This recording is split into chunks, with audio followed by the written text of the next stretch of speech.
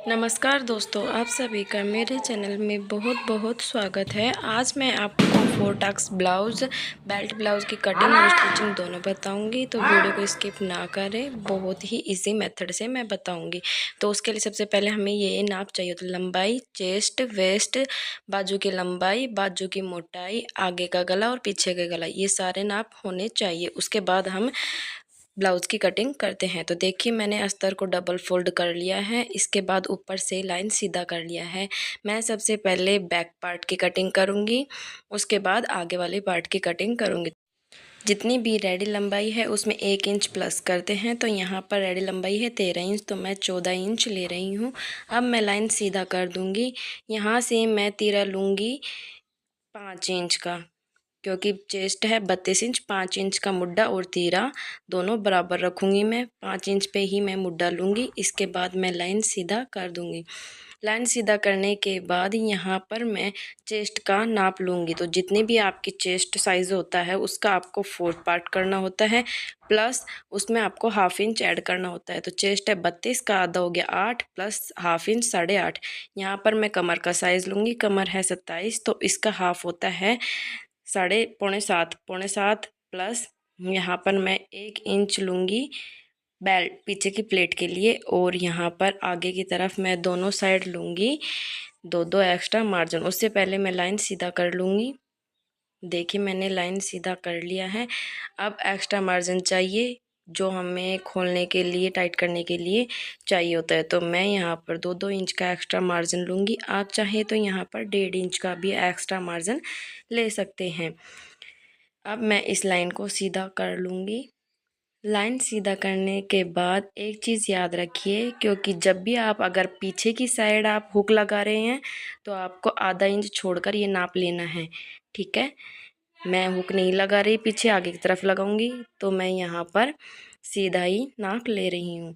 देखिए, मैंने यहाँ पर ऊपर की तरफ 2 इंच पर गले का नाप लिया है और मैं इसकी लंबाई रखूँगी 8.5 इंच। आप चाहें तो आप अपने मर्ज़ी के अकॉर्डिंग उतना नाप ले सकते हैं। अब मैं लाइन सीधा करूँगी। मेरा जो भी सिलवाने वाला है कस्टमर है, उसको डीप नेक ज़्यादा पसंद नहीं है, मतलब चौड़ाई में। तो मैं उसका नीचे से भी 2 ही ले रही हूँ। और अगर आपको डीप नेक पसंद है तो आप नीचे की साइड से 2.5 इंच लीजिए, लुक बहुत अच्छा आएगा। अब मैं इसकी गोलाई दे दूँगी। मुड्ढे पे मैं 1.25 इंच की गोलाई दूँगी। और एक चीज़ याद रखिए, अगर आपको ऊपर की तरफ 2 इंच लिया है गले में, तो आप नीचे की तरफ 2.5 इंच लीजिए। क्योंकि अगर कोई हैवी साइज़ होता है तो उसमें ये नेक डिज़ाइन चल जाता है, लेकिन जो कम होता है साइज उसमें इतना चौड़ा अच्छा नहीं लगता है। देखिए, मैं फ्रेंच कर्व स्केल की सहायता से इसको गोलाई दे दूँगी। मैंने सभी निशान लगा लिए हैं। मैं पहले इसको कट करूँगी। ना ही मैं नेक कट कर रही हूँ और ना ही मैंने पीछे की तरफ प्लेट डाली है। मैं इसको कट करने के बाद प्लेट का निशान लगाऊंगी।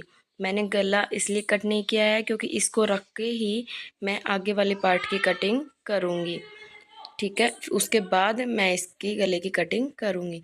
तो यहाँ से मैं इसकी चौड़ाई ले रही हूँ 3.5 इंच। 32 साइज़ के लिए 3.5 इंच काफ़ी रहता है, ठीक है। और ऊपर की तरफ मैं यहाँ पर 2.5 इंच इसको लंबा ले रही हूँ, ठीक है। और दोनों तरफ मैं आधा आधा इंच का गैप रखते हुए निशान लगाऊंगी और प्लेट का निशान लगा लूँगी। मैंने यहाँ पर निशान लगा लिया है। अब इसी तरह से मैं पीछे की तरफ भी इस निशान को छाप लूँगी, मतलब इसे उल्टा करूँगी और फिर इसको हाथ से छाप लूँगी। अब मैं आगे वाले पार्ट की कटिंग करती हूँ।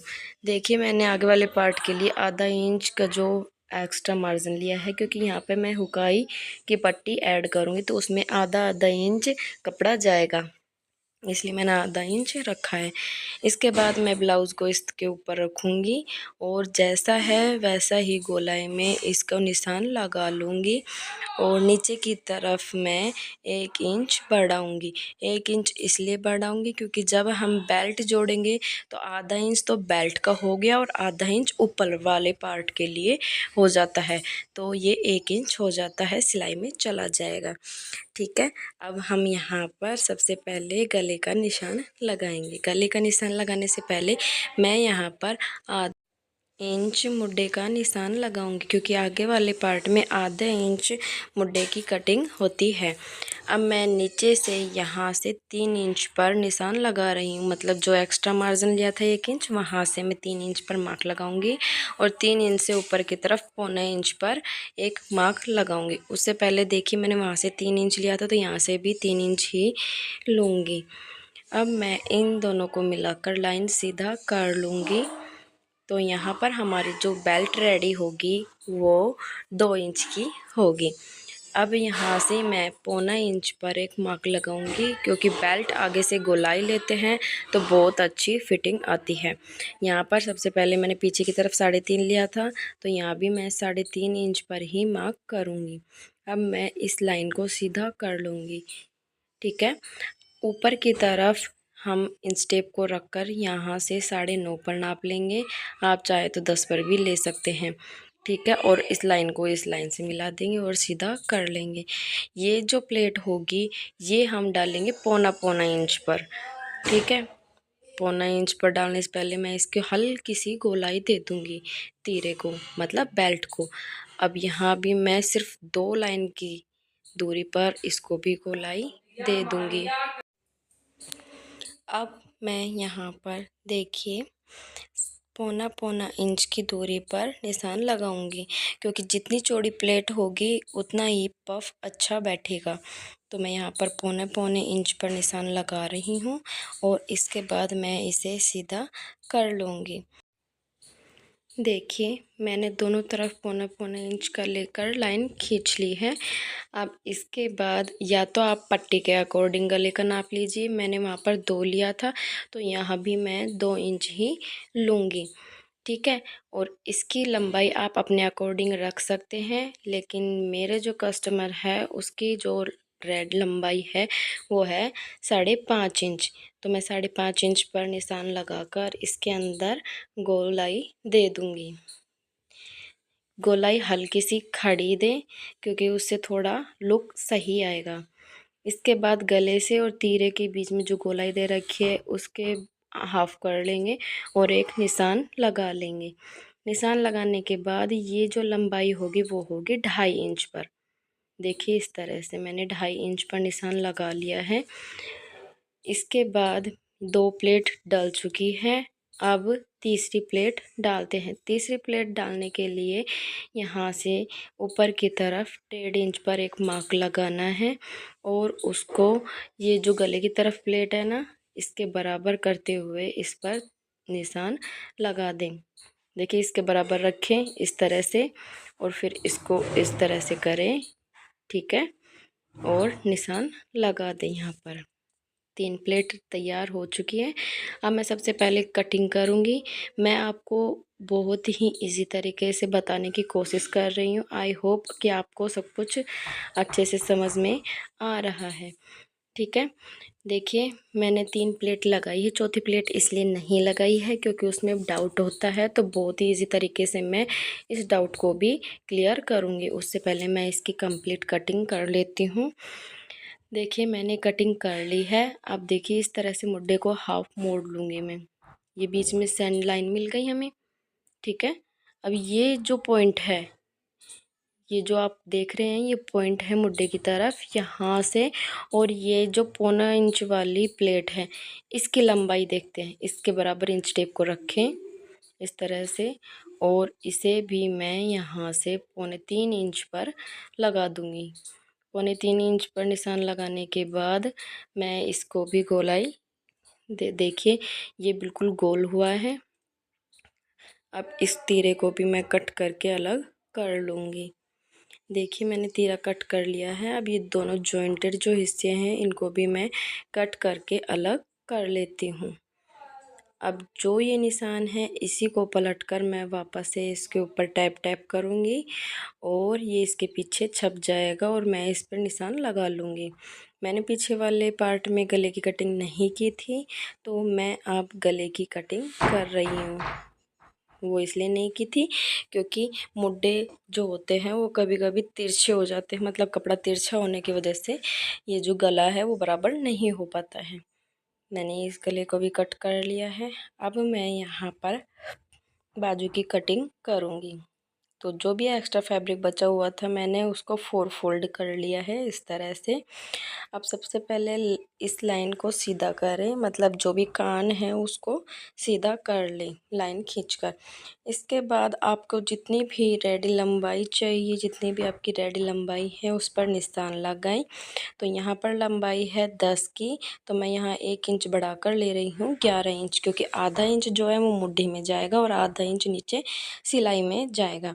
मैं गुम सिलाई करूँगी, इसलिए मैं सिर्फ आधा आधा इंच ही ले रही हूँ। अब मैं इस लाइन को भी सीधा कर लूँगी। अगर आप गुम नहीं कर रहे हैं तो आप 2 से 2.5 इंच एक्स्ट्रा कपड़ा लें, क्योंकि आप नीचे की साइड मोड़ने के लिए चाहिए 1.5 इंच, 1.5 से 2 इंच और आधा इंच ऊपर मुड्ढे के लिए। अब मैं यहाँ से 3 इंच पर निशान लगाऊंगी और जो स्लीव का मार्क होता है, मतलब स्लीव की जो भी मोटाई है मैं वो लूँगी और उसका हाफ कर लूँगी। तो जो बाजू की मोटाई है वो है 10, तो 10 का आधा हो गया 5, और 5 के बाद मैं यहाँ पर 2 इंच एक्स्ट्रा मार्जिन लूँगी। यहाँ से मैं इसको तिरछा मिला दूँगी जहाँ पर मैंने 3 इंच का निशान लगाया था।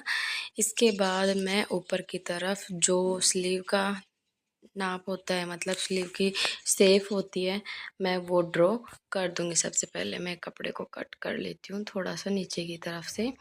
इसके बाद मैं देखिए ऊपर से स्लीव की जो शेप होती है वो ड्रॉ कर दूँगी। अब मैं इसको भी कट कर लूँगी। स्लीव कटिंग, अगर आपका अस्तर छोटा पड़ रहा है तो आप इसमें पहले कपड़ा ऐड कर लें, मतलब अस्तर जोड़ लें, उसके बाद इसकी कटिंग कर लें। देखिए मैंने सीधी इस तरफ कपड़े को रखा है, इस नीचे बॉर्डर है, तो आधा इंच एक्स्ट्रा जो अस्तर था नीचे मोड़ने के लिए मैंने उसको बाहर की तरफ निकाला हुआ है और ऊपर की तरफ अस्तर को उल्टा रख दिया और मैं इस गले की चारों तरफ सिलाई लगा दूंगी, क्योंकि मैं गला गुम करूंगी, पट्टी नहीं लगाऊंगी।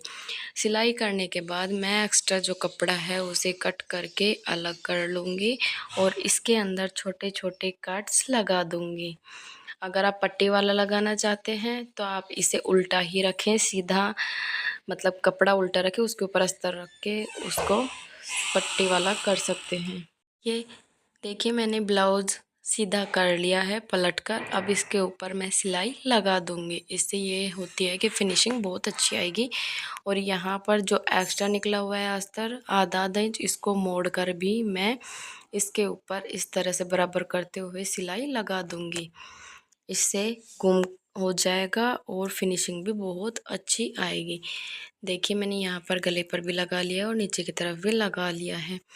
अब मैं यहाँ पर प्लेट्स डालूँगी। प्लेट्स के लिए बीचों बीच इस तरह से इसको पकड़े और तिरछा ले जाते हुए कम करते हुए इसकी सिलाई लगा दें। एकदम से घुमाना नहीं है, ना ही बिल्कुल सीधा निकालना है, धीरे धीरे घुमाते हुए निकालना है।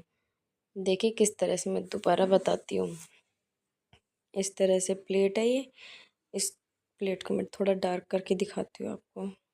इस तरह से इसको पकड़ना है और यहाँ से इस तरह से तिरछा धीरे धीरे ले जाते हुए कम करते हुए ले जाना है। मैंने दोनों प्लेट्स डाल ली हैं। अब जो एक्स्ट्रा फैब्रिक है उसे कट कर दूंगी और इसके चारों तरफ मोटी चाल करके मशीन की सिलाई लगा दूंगी। देखिए मैंने एक्स्ट्रा फैब्रिक कट कर लिया है और मशीन से चाल लगा ली है।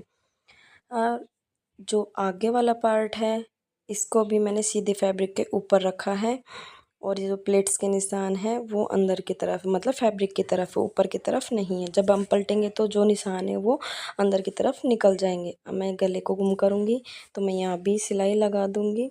सिलाई लगाने के बाद इसमें भी छोटे छोटे कट्स लगा दूँगी और इसको भी पलट लूँगी। सिलाई लगा ली है देखिए, अब इसको पलट लूँगी। पलट कर मैं वापस से इसके ऊपर एक और सिलाई लगा दूँगी। सिलाई लगाने के बाद मैं यहाँ पर चारों तरफ देखिए मैंने दूसरा भी पार्ट रेडी कर लिया है। अब इसके चारों तरफ मैं सिलाई लगाने से पहले इस तरह से प्लेट को पकड़ूंगी और ये जो तिरछा है, ये बीच वाली प्लेट है, ये चौड़ी डलेगी 1.25 इंच पे। इस तरह से मैं सभी प्लेट्स को, ये प्लेट्स कम डलेगी, दोनों साइड होगा आधा आधा इंच तीनों प्लेट का और ये 1.25 इंच पे दबेगी। तो मैं सारी प्लेट्स डालकर इसको रेडी कर लेती हूँ। और जो एक्स्ट्रा फैब्रिक कट करके मैंने इसको सिलाई लगा लिया। देखिए पफ कितना अच्छा बैठा है, आप देख रहे हैं। आप एक चीज़ और देख रहे हैं, प्लेट बिल्कुल सीधी अगर होता तो इसमें आगे की तरफ डॉट डॉट से बन जाते। इसी तरह से मैं दूसरा पार्ट भी रेडी कर लूँगी। रेडी करने के बाद देखिए ऊपर की तरफ कपड़ा है और नीचे की तरफ अस्तर है। इसको जैसे हम बराबर रखते हैं सीधा, पहले उस तरह से बराबर रखेंगे। अब जो कपड़ा है उसको ऊपर की तरफ रखेंगे और अस्तर है वो इस ब्लाउज़ के नीचे की तरफ रखेंगे। इससे ये गुम भी हो जाएगा और फिनिशिंग भी अच्छी से आएगी। याद रखें आगे की तरफ थोड़ा थोड़ा सा पार्ट निकालते हुए सिलाई रखें। मैंने देखिए दोनों पार्ट को खींचते हुए अब इसको बराबर करके या तो प्रेस से सेट कर लें या इसको खींचते हुए यहाँ पर सिलाई लगा लें। देखिए मैंने यहाँ पर खींचते हुए इसको सिलाई लगा ली और प्रेस से भी सेट कर लिया है। इसके बाद मैं दोनों को सेट कर लूँगी इसी तरह से और कंधे जोड़ लूँगी मैं। देखिए मैंने कंधे जोड़ लिए हैं और अब मैं यहाँ पर स्लीव अटैच करूँगी। स्लीव की मैं पहले कटिंग करूँगी। मेरे देखिए यहाँ पर अस्तर थोड़ा कम रह गया था इसलिए मैंने इसको जोड़ लिया है और फिर बाजू कट कर ली है। सबसे पहले मैंने जो मेन फैब्रिक है वो सीधा रखा है, उसके ऊपर अस्तर को रख के नीचे की तरफ सिलाई लगा ली है। अब इस तरह से मैं अस्तर को मोड़ूंगी और ये आधा आधा इंच का जो सिलाई मार्जिन था ना, इसको अस्तर की तरफ मोड़ दूंगी और इसके ऊपर एक सिलाई लगा दूंगी। आपको इस तरह से करने से प्रेस की भी ज़रूरत नहीं पड़ेगी और फिनिशिंग बहुत अच्छे से आएगी। अब इस तरह से इसको सीधा कर लूँगी और इसके ऊपर भी एक सिलाई लगा दूंगी और चारों तरफ सिलाई लगा दूंगी मोटी चाल करके। और जो भी एक्स्ट्रा फैब्रिक है उसे कट कर लूँगी। देखिए मैंने इसके यहाँ पर चारों तरफ सिलाई लगा ली है। अब आगे की तरफ आधा इंच कट है तो बाजू में भी आधा इंच कटिंग होती है, तो मैं उसको जोड़ लूँगी। मैंने आपको तरीका बताया था, अगर आप ये बाजू सीखना चाहते हैं तो मुझे कमेंट सेक्शन में बताइए। अब मैं स्लीव को भी जोड़ लूँगी। स्लीव जोड़ने के बाद मैं पट्टी कट की है मैंने यहाँ पर 1.5 इंच की। अब मैं सीधी साइड राइट हैंड साइड मतलब इस पट्टी को ऊपर की तरफ सीधी तरफ रखूँगी और सिलाई लगा दूँगी और इसको अंदर की तरफ फोल्ड कर लूँगी इस तरह से। देख रहे हैं, और गले की तरफ अंदर मोड़ लूँगी गले के हिसाब से, गले के बराबर करके और मोटी चाल करके सिलाई लगा दूँगी क्योंकि मैं यहाँ पर तुरपाई करूँगी। देखिए मैंने यहाँ पर 3 इंच चौड़ी पट्टी कट की है अस्तर और फैब्रिक दोनों की। जिस तरह से ब्लाउज़ का कपड़ा है सीधा उसी तरह से हमने इसको नीचे की तरफ रखा है। अब इसके ऊपर मैं इसको खोलूँगी और यहाँ पर एक सिलाई लगा दूँगी, इसको हल्की हल्की मोड़ते हुए और इस तरह से इसके ऊपर सेट कर दूँगी और सिलाई लगा दूँगी। और ये जो गले वाला हिस्सा है इसको इसके बराबर करूँगी और फिर इस तरह से मोड़ते हुए सिलाई लगा दूँगी। देखिए मैंने इसको मोड़कर सिलाई लगा दी, यहाँ पर डबल सिलाई लगाए आप देख रहे हैं। इसके बाद मैंने इसकी फ़िटिंग लगा ली है। ब्लाउज़ कितना अच्छा पफ बना है और इसकी फ़िटिंग भी काफ़ी अच्छे से बनी है। अगर आपको कुछ भी मुझसे पूछना है तो कमेंट सेक्शन में पूछ सकते हैं। अगर वीडियो अच्छी लगी तो इसे लाइक करें, शेयर करें, चैनल को सब्सक्राइब करना ना भूलें। Thank you.